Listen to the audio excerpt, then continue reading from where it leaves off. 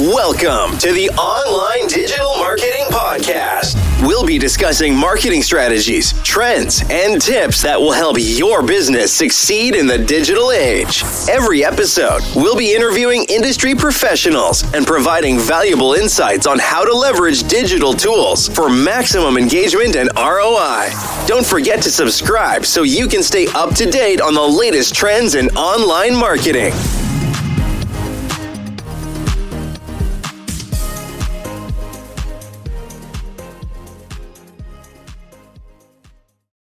Let's talk about the platform that, well, most marketers treat as a complete afterthought. Yeah, totally. You know, the drill brands just sort of dump their blog graphics there while pouring their real budget into like Instagram or TikTok ads. Right, exactly. It's almost a dumping ground for some. But today we are doing a deep dive into a stack of notes and a transcript covering Karen Leland's ultimate guide to Pinterest for business.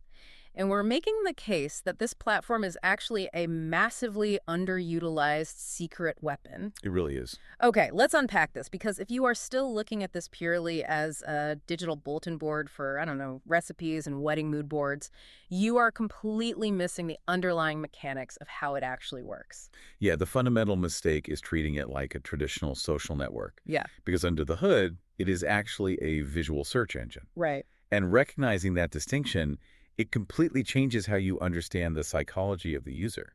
That makes a lot of sense. I mean, if I'm on Instagram, it's just passive window shopping. The algorithm is just throwing things at me while I scroll. Yeah, you aren't really looking for anything specific. Exactly. But on Pinterest, it's like I'm walking into a store with a detailed shopping list.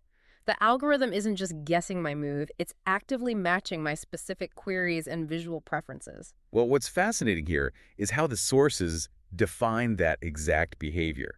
They actually call it planning mode. Planning mode, okay. Yeah, users aren't there to kill time or, see what their friends are doing. They are actively mapping out future projects, future purchases, and future decisions. Which means the purchase intent has to be incredibly high. Exactly. You are catching the consumer at the exact moment of decision making. Yeah.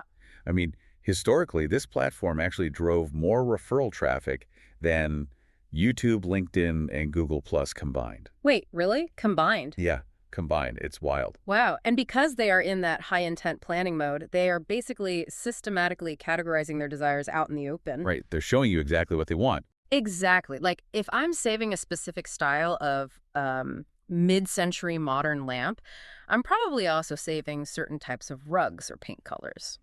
So here's where it gets really interesting. Does this organic curation basically replace traditional expensive focus groups? Because it sounds like customers are doing the market research for you. Oh, absolutely. They're self-organizing. By analyzing a user's boards, you can spot adjacent interests you just never would have guessed. Okay, like what? Well, say you sell high-end camping gear.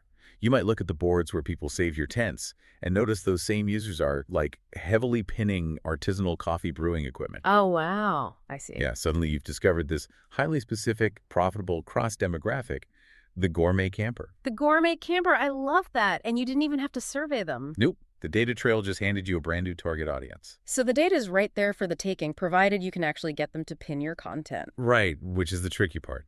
Yeah, because that requires a really strict level of aesthetic consistency. If I drop a low-resolution, heavily watermarked image into that environment, the grid layout is going to expose it immediately. Oh, it'll look like spam next to all that highly curated, aspirational content. Exactly. The sources call this visual brand discipline. Because the medium is purely visual, the grid layout acts as a stress test for your brand's aesthetic. So it basically forces you to level up. Yeah.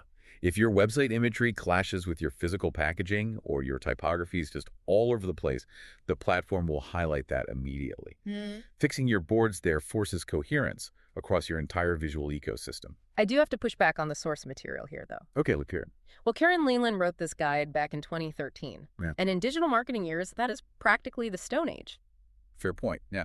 So aren't the algorithms and the specific ad format she talks about completely outdated by now? I mean, the user interface has absolutely changed. But the underlying psychology of what Leland calls Pinterest etiquette remains entirely relevant today. Pinterest etiquette. Yeah, she emphasizes timeless practices like ethical repinning. which simply means always ensuring a pin links back to the original creator's website. Instead of hijacking the link to drive traffic to your own store. Exactly.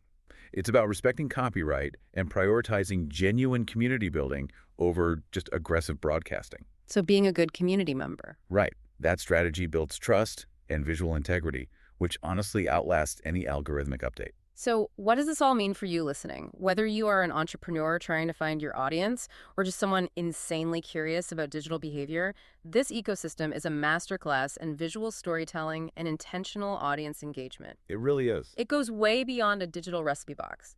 It is a real-time map of consumer intent. And if we connect this to the bigger picture, it raises an important question for you to mull over. Oh, I like where this is going. Well, if the act of pinning is essentially mapping out future intentions, take a hard look at your own saved images and bookmarks.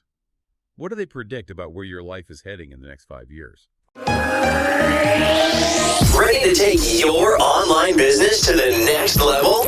Subscribe to our digital marketing podcast and then join our Accountability for Success Mastermind.